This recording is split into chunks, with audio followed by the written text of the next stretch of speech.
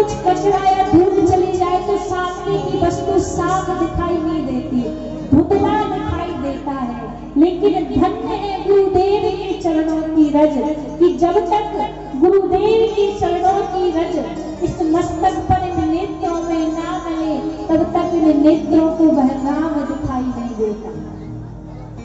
यहाँ पर जब श्री गुरु चरण सरोज मुझ लिखा, तो श्री का अर्थ सम्मान देना भी होता है, पर यहाँ पर तुलसीदास जी कहते हैं कि श्री गुरु चरण सरोज रस इसलिए लिखा, यहाँ पर श्री का अर्थ माता जानकी से लिखा, माता सीता से लिखा, क्योंकि जिस समय हनुमान जी माता जानकी की खोज करने के लिए गए थे, तो राम जी को जानते थे, भक्ति करते थे, लेकिन पूर्ण रूप से दर्शन नहीं हुआ था। माता जानकी ने ही हनुमान जी के लिए राम जी का पूर्ण रूप से दर्शन कराया।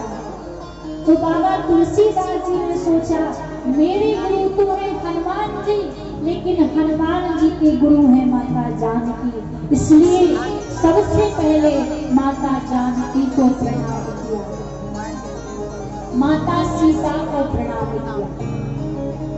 क्योंकि महाराज गुरु है क्या, गुरु का अर्थ क्या होता है? कहते हैं गुरु वही है अज्ञानतिमिरान्धस्य ज्ञानांजन शलाकया चक्षुरुन्मीलितं येन तस्मै श्री गुरुवे नमः। हमारे हृदय में जो अज्ञान रूपी अंधकार बैठा हुआ है, और इसको हटा के गुरु एक राम नाम रूपी, एक भक्ति रूपी जो जिस हृदय में प्रज्वलित कर दे, इस हृदय में चला दे, वही गुरु है। आप कहोगे क्या जीवन में गुरु होना आवश्यक है? तो महाराज जीवन में गुरु की बड़ी मान्यता है।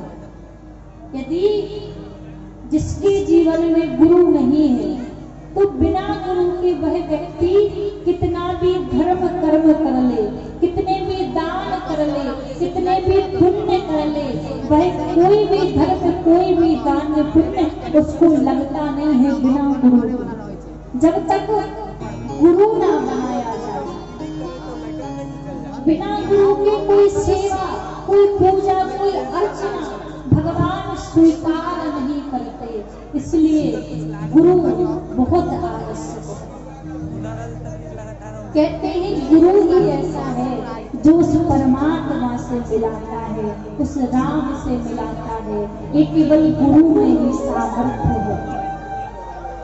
और महाराज आज देखा जाए तो जीवन में सच्चा गुरु इतनी आसानी से नहीं मिलता, क्योंकि कहा है कि यह तन विष की बेलरी गुरु अमृत की खान, और शीश दिए जो गुरु मिले तो भी सस्ता जान।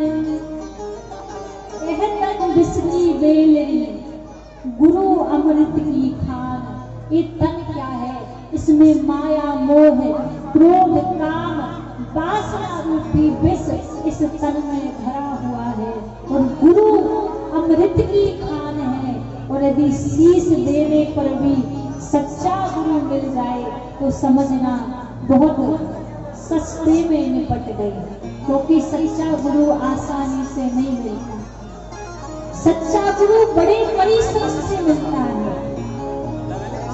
एक बड़ी प्यारी कथा आती है।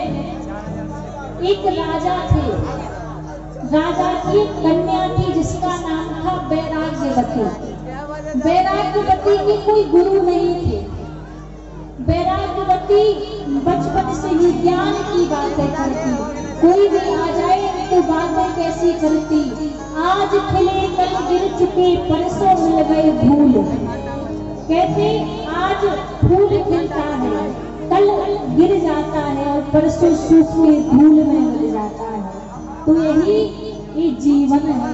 आज आज व्यक्ति का जन्म हुआ है, कल खूब संसार में माया में खेलेगा कूदेगा, और परसों जब वृद्धावस्था आएगी तो एक दिन फिर इस मिट्टी में ही मिल जाएगा। इसलिए कहती आज खिले कल गिर चुके, परसों मिल गए धूल, यही जीवन की रीत है।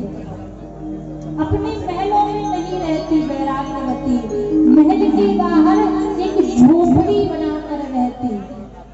एक दिन झोपड़ी में बैठी बैठी वैराग्यवती भगवान से प्रार्थना कर रही थी कि हे प्रभु, मेरे पास वो नजरें नहीं है कि मैं किसी सच्चे संत को पहचान सकूं।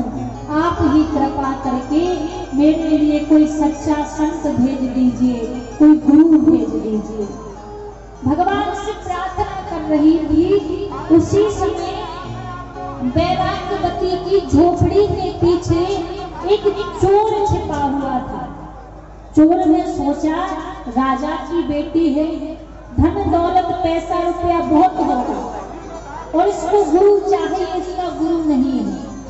तो चोर ने क्या किया, भगवा वस्त्र धारण किए, चंदन तिलक लगा के, त्रिपुंड लगा के, हाथ में कंठी माला झोली लेकर वैराग्यवती की झोपड़ी में पहुंच गए।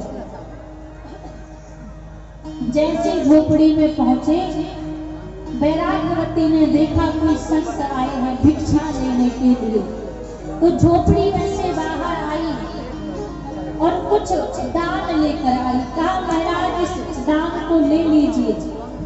तो ये चोर बोला बेटी एक बात बताओ, तुमने कोई गुरु बनाए हैं?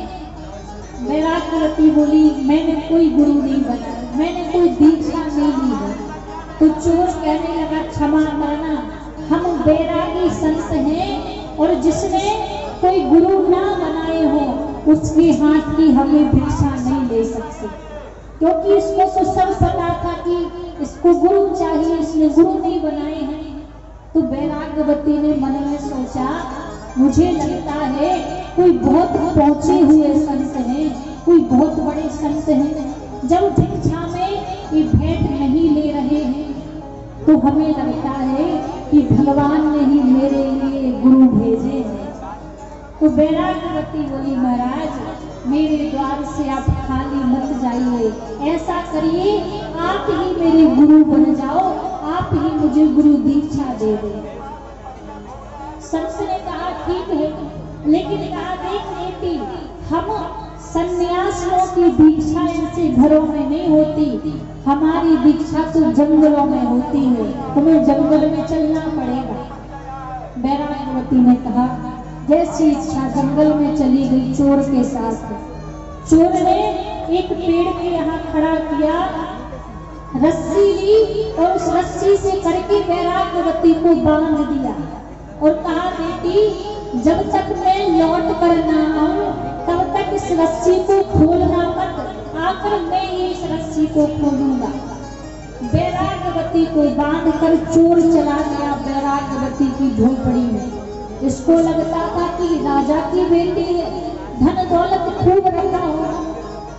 झोपड़ी में गया, जितनी संपत्ति थी, धन वैभव हीरे मोती सब चुरा के भाग गया। अब महाराज सुबह से लेकर शाम हो गई, वैराग्यवती बही बंधी है। शाम से रात्रि हो गई, राजा ने देखा कि आज मेरी कन्या कहीं दिखाई नहीं दी। झोपड़ी में जाकर देखा तो वैराग्यवती नहीं थी।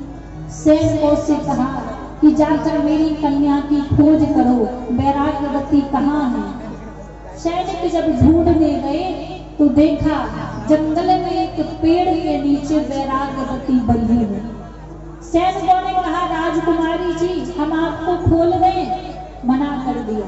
राजा से कहा महाराज पेड़ के नीचे राजकुमारी बंधी है और रस्सी से बंधी है, खोलने दे नहीं। राजा ने कहा बेटी तुम्हें ये रस्सी से किसने बांधा, बताओ मैं उसको कड़ी से कड़ी सजा दूंगा। वैराग्यवती बोली पिताजी क्षमा करना, ये मेरे गुरुजी ने बांधा है और मेरे गुरुजी ही आकर इस रस्सी को खोलेंगे। अब राजा ने सोचा मेरे इस राज्य में इतना पहुंचा हुआ संत कौन आ गया जिसको मैं नहीं जानता, मेरी कन्या जानती है। कहा महाराज पता करवाओ कि कौन से संत आए हैं जिसने मेरी बेटी को ही बांध दिया। जब पता करवाया तो पता लगा कि महाराज कोई संत नहीं थे, एक चोर आया था साधु का रूप धारण करके और वैराग्यवती को बांध कर चला गया। राजा ने कहा बेटी देख, भाई कोई संत नहीं थे, कोई साधु नहीं थे जिसने तुम्हें बांधा है, भाई एक चोर था। मैं तुम्हें रस्सी से खोल देता हूँ, चलो घर चलो। वैराग्यवती ने कहा